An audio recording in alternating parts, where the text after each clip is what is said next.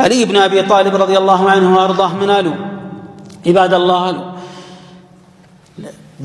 ለስራችሁ ጥራት ከምታረጉት ትኩረት የበለጠ ተቀባይነቱ ላይ ተከሩ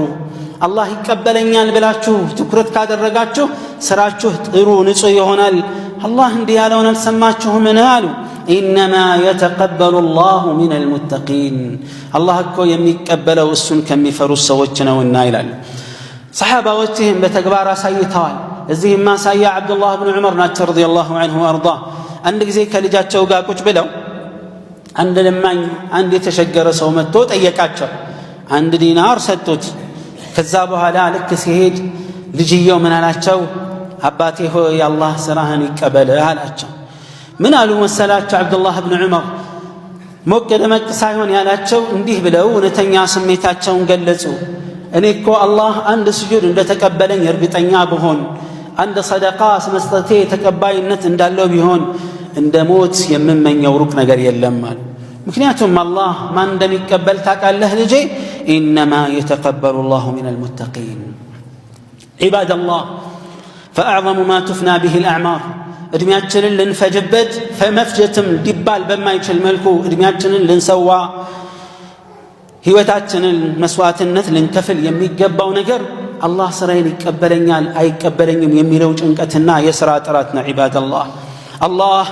ይሄን መልካም ያሳለፍነውንም ይሁን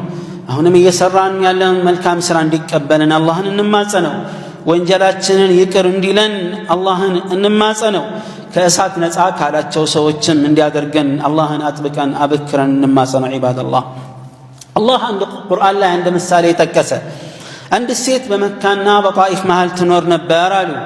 ከዛ በኋላ ጥጥ በደም ትፈትላለች ሱፍ በደም ትፈትልና የሰራተኞችን ቀጥራ አደራጅታ ስታበቃ ፈትሏን ከጨረሰች ካጠናቀቀች በኋላ አስደናቂ አስገራሚ ፈትላ አስገራሚ ልብስ ከሰራች በኋላ ልክ ቀኑ ሲጋመስ ምን ታደርጋለች የፈተለችውን የጠለፈችውን የሰራችውን ልብስ እንዳለ ታፈራርሳለች ከዛ እንዳልነበር አድርጋ መልሳ ትፈጋለች አላህ እንደዚህ አለ ወላ ተኩኑ ባሪያዎቼ ሆይ እንዳትሆኗል كالتي نقضت غزلها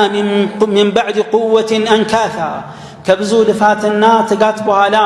يفتلتشون يزقجتشون لبس اندبلاشتشو عاتهونو إلى الله سبحانه وتعالى نعم عباد الله زيادتنا مسوات النتكفلن الله يستنا نجزي ادمياتنا تلنتاتنا وقتاتنا جزياتنا بيسبوتاتنا بزو مسوات النتكفلن خير سرتنا رمضان اللي الله كم